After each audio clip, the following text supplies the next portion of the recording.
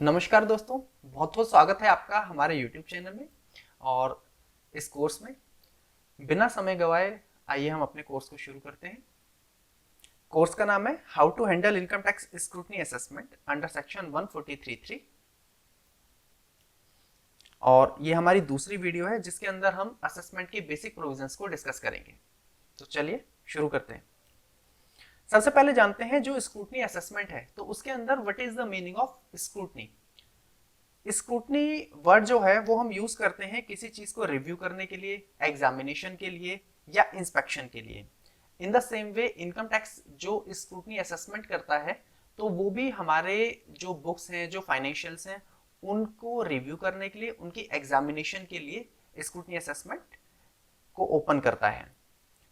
अब scrutiny assessment का main motto क्या है, क्यों की जाती है? तो ये टोटली 3 चीजों को आइडेंटिफाई करने के लिए की जाती है। अगर कभी भी इनकम टैक्स डिपार्टमेंट को ये लगता है कि असेसी ने understated the income, it means कि अपनी जो इनकम है उसको अंडरस्टेट किया है, मतलब कम करके दिखाया है। कंप्यूटेड एक्सेसिव लॉस, मतलब अगर असेसी ने कुछ लॉसेस डिक्लेयर किए हैं अपने करंट ईयर की आईटीआर में, उस वो जो लॉस हैं वो उनके एक्चुअल लॉस से ज्यादा हैं, और underpaid tax in any manner, और कोई भी ऐसी एडजस्टमेंट की है या कोई भी ऐसी एक्टिविटी की है जिसकी वजह से जो टैक्सेस बनते हैं, टैक्सेस का मतलब यहाँ पे इनकम टैक्स, जो इनकम टैक्स है उसकी पेमेंट कम की गई है एक्चुअल से। तो अगर ये तीनों कंडीशन में से कोई भी एक चीज डिपार्टमेंट को लगती है तो इनकम टैक्स क्या करता है, स्क्रूटनी असेसमेंट कराता है उस असेसी की। अब कुछ नंबर ऑफ केसेस हम देखते हैं। हर साल क्या है, जो इनकम टैक्स डिपार्टमेंट है वो स्क्रूटनी असेसमेंट के जो केसेस हैं उनको कम करता जा रहा है। एक ये छोटा सा डाटा है, इनकम टैक्स ने 15-16 में जो 0.25% ऑफ द केसेस थे,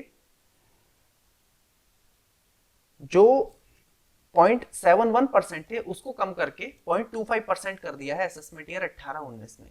तो इसका मतलब ये है कि साल दर साल जो इनकम टैक्स डिपार्टमेंट है वो जो असेसमेंट के केसेस हैं, सिलेक्शन ऑफ असेसमेंट है, उसको कम कर रहा है।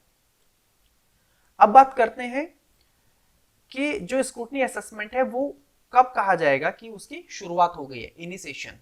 देखिए डिपार्टमेंट क्या है, इनकम टैक्स डिपार्टमेंट असेसी को बहुत सारे तरह के नोटिस इशू करता है। वो कुछ रिकवरी नोटिस हो सकते हैं, कुछ इंफॉर्मेशन के लिए नोटिस हो सकते हैं 133(6) में, कुछ और इंफॉर्मेशन मंगानी है 133(1) का नोटिस जा सकता है। लेकिन अगर किसी एसएससी को इनकम टैक्स डिपार्टमेंट ने 143 सबसेक्शन 2 के अंडर नोटिस इशू किया है तो यह माना जाएगा कि उस एसएससी की उस पर्टिकुलर ईयर की जो असेसमेंट है उसकी शुरुआत हो गई है। तो किसी भी स्क्रूटनी की जो इनिशिएशन है, शुरुआत कब होगी, जब किसी एसएससी को सेक्शन 143 सबसेक्शन 2 के अंडर नोटिस इशू कर दिया जाएगा। अब नोटिस किसको इशू किया जाएगा?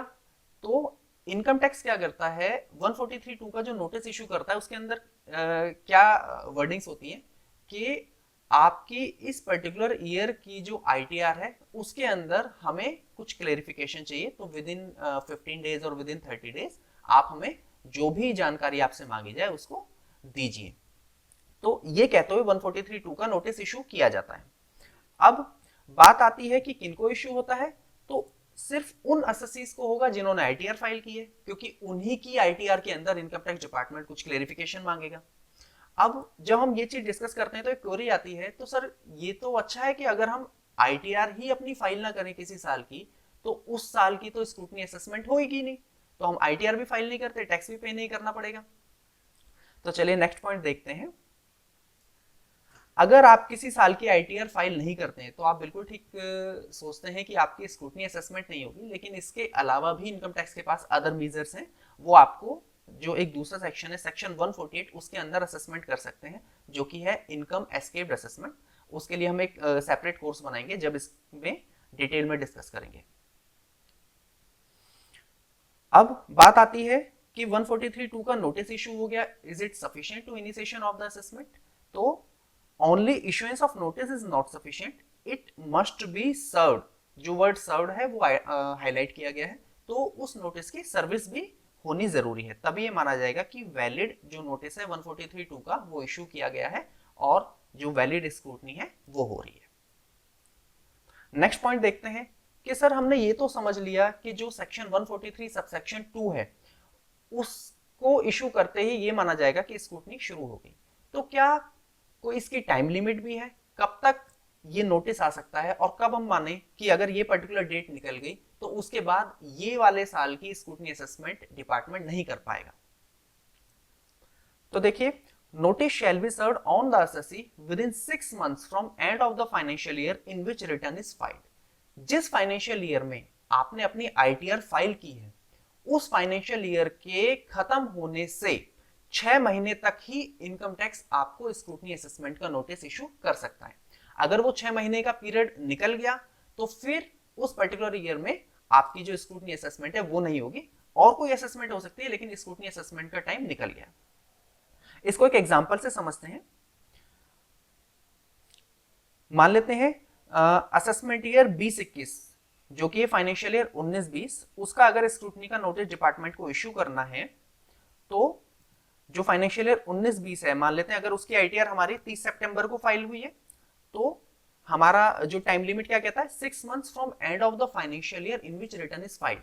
तो जो 30 सितंबर 2020 को आईटीआर हमारी फाइल हुई है उसका फाइनेंशियल ईयर है 2021। इस फाइनेंशियल ईयर के क्लोजिंग से 6 months क्या हो गए हमारे, इट इज 30 सितंबर 2021। तो इस फाइनेंशियल ईयर की अगर आईटीआर हमने सितंबर 2020 में भरी है तो उस ईयर का स्क्रूटनी का असेसमेंट का नोटिस 30 सितंबर 2021 तक ही सर्व होना चाहिए। अगर इसके बाद हुआ तो जो भी असेसमेंट है वो वैलिड नहीं होगी। अब आता है कि स्क्रूटनी असेसमेंट का प्रोसीजर क्या है, कैसे कैसे स्टेप बाय स्टेप जो असेसमेंट है वो होती है, कैसे डिपार्टमेंट इनिशिएट करता है और कैसे एसएससी को रिस्पॉन्ड करना चाहिए। सबसे पहले हमने डिस्कस किया, इनिशिएशन हो गया, 143(2) का नोटिस आ गया। इसके बाद हमने देखा था कि नोटिस में क्या कहता है डिपार्टमेंट कि आपने जो आईटीआर फाइल की है उसके रिगार्डिंग हमें आपसे कुछ क्लेरिफिकेशन चाहिए, कुछ इंफॉर्मेशन चाहिए, कुछ डॉक्यूमेंट चाहिए। तो वो क्या क्लेरिफिकेशन है, वो क्या डॉक्यूमेंट्स और रिक्वायरमेंट्स हैं, उसके लिए एक अलग से क्वेश्चनर इशू किया जाता है अंडर सेक्शन 142 सबसेक्शन 1। इस सेक्शन के अंदर डिपार्टमेंट को जो भी आपसे डिटेल चाहिए वो डिटेल उसमें मेंशन होती है और एक टाइम प्रिस्क्राइब होता है कि इस टाइम तक आप सबमिट कीजिए, तो उस टाइम तक एसएससी को वो सारी चीजें सबमिट करनी होती हैं। Submit timely and detailed reply along with supporting documents and evidences. जो भी आप अपना सबमिशन देना चाहते हैं उसके सपोर्ट में जो जो आप एविडेंसेस लगाना चाहते हैं आपको सारे यहाँ पे लगा के ईओ के सामने सबमिट करने हैं। इसके बाद वो सारी चीजें, वो सारी इंफॉर्मेशन, डॉक्यूमेंट्स डिपार्टमेंट के पास पहुंच गए। डिपार्टमेंट उन सबको एनालाइज करता है, जो भी डॉक्यूमेंट्स हैं और जो भी एसएससी ने रिप्लाई फाइल किया है। इसके बाद फाइनल अपॉर्चुनिटी दी जाती है। अब देखिए, जब डिपार्टमेंट ने आपसे जो डॉक्यूमेंट्स मांगे आपने वो सारे सबमिट कर दिए। अब दो ही चीजें होंगी, या तो उन डिपार्टमेंट के स्टडी के बेस पे ये माना जाएगा कि आपने जो भी आईटीआर फाइल की है डेट इज करेक्ट, तो इस केस में क्या होगा, आपकी जो असेसमेंट है वो नील पे हो जाएगी, मतलब उसके अंदर कोई भी एडिशन नहीं की जाएगी और ना ही कोई एक्स्ट्रा आप पे डिमांड इंपोज की जाएगी। लेकिन अगर डिपार्टमेंट को लगता है कि आपने जो आईटीआर फाइल की है और जो भी डॉक्यूमेंट्स अभी मांगे गए हैं उसके हिसाब से जो इनकम बन रही है उसके अंदर कोई वेरिएशन है, आपने कम इनकम दिखा के आईटीआर फाइल की है, तो एक फाइनल अपॉर्चुनिटी आपको दी जाती है और एक ड्राफ्ट असेसमेंट ऑर्डर बना के एसएससी को भेजा जाता है कि ये सारी प्रपोज्ड एडिशंस क्यों ना की जाए आपकी जो एग्जिस्टिंग आईटीआर आपने फाइल की है उसके अंदर। इसमें क्या है, इसके बाद एसएससी को रिप्लाई देना होता है, जो ये फाइनल अपॉर्चुनिटी है इसका, और अगर वो रिप्लाई से डिपार्टमेंट सेटिस्फाई होता है तो वो जो एडिशंस है उनको ड्रॉप कर दिया जाता है। अदरवाइज जो एडिशंस है वो सस्टेन हो जाती हैं और आपकी आईटीआर के अंदर उस इनकम की एडिशन करके जो भी एग्जिस्टिंग रिवाइज डिमांड है वो आपको भेज दी जाती है। फाइनल ऑर्डर पास हो जाता है 143(3) का, और जो नई डिमांड है वो आपको भेज दी जाती है टैक्स जमा कराने के लिए। अब हमने देखा पहले कि स्क्रूटनी असेसमेंट शुरू करने की इनिशिएशन का टाइम पीरियड था 6 months from end of the financial year in which return is filed. अब क्या 143(3) का जो ऑर्डर है वो पास करने की क्या टाइम लिमिट है उसको भी देख लेते हैं कि कब तक ऑर्डर पास करना है डिपार्टमेंट को। तो सेक्शन 153 सबसेक्शन 1 है जो इस टाइम लिमिट को गवर्न करता है, और ये क्या कहता है, 12 months from end of the relevant assessment year. जो भी जिस साल की भी हमारी असेसमेंट है उसके असेसमेंट ईयर खत्म होने से 12 महीने का समय डिपार्टमेंट को मिलता है जिसके अंदर उनको 143(3) का ऑर्डर पास करना है। एक एग्जांपल से समझ लेते हैं। सेम वही एग्जांपल है, मान लेते हैं असेसमेंट ईयर 2021 की स्क्रूटनी असेसमेंट होनी है, तो 12 मंथ्स हो गए हमारे। 12 मंथ्स जो हमारा ये असेसमेंट ईयर है 2021 मतलब 31 मार्च 2021, इससे 12 महीने 31 मार्च 2022। तो इस असेसमेंट ईयर 2021 की जो स्क्रूटनी असेसमेंट का ऑर्डर पास करने का टाइम है वो है 31 मार्च 2022। यहाँ पर एक क्लेरिफिकेशन देना जरूरी है कि हमने जो भी टाइम लिमिट्स लिए हैं वो एज पर लॉ ली हैं। अभी कोविड-19 की वजह से जितनी भी ड्यू डेट्स हैं या जितनी भी ये सारी टाइम लिमिट्स हैं वो काफ़ी अप डाउन चल रही हैं, तो उससे आप इसको कंपेयर ना कीजिएगा। और जो ये 12 मंथ्स हैं, धीरे धीरे डिपार्टमेंट इस टाइम को भी असेसमेंट को कम कर रहा है। पहले ये 21 मंथ्स होते थे, फिर इसको रिड्यूस करके 18 मंथ्स किया गया, और अब प्रेजेंटली 12 महीने हैं जिसमें असेसमेंट को डिपार्टमेंट को कंप्लीट करना है। अब थोड़ा सा फेसलेस असेसमेंट के बारे में बात कर लेते हैं, क्योंकि हम सब जानते हैं कि डिपार्टमेंट ने क्या किया है, फेसलेस असेसमेंट लॉन्च किया है। अब जो इंटरेक्शन है डिपार्टमेंट का और असेसी का वो बिल्कुल ख़त्म हो गया है। आपको सारे ही जो रिप्लाई हैं वो ऑनलाइन फाइल करने हैं। तो ऑनरेबल प्राइम मिनिस्टर ने इस स्कीम को लॉन्च किया था 13 अगस्त 2020 को, और इसके अंदर 2 डिपार्टमेंट बनाए गए हैं, NEAC and REAC, national e assessment centre and regional E assessment centre. National e assessment centre एक सेंट्रलाइज्ड बॉडी है जो दिल्ली में है, और ये जितने भी रीजनल सेंटर हैं इंडिया के अलग अलग रीजन्स में हैं जो directly national e assessment centre से कनेक्टेड होंगे, और कभी भी असेसी को डायरेक्ट अप्रोच नहीं करेंगे, ना ही असेसी डायरेक्ट REAC को करेगा, रीजनल सेंटर को।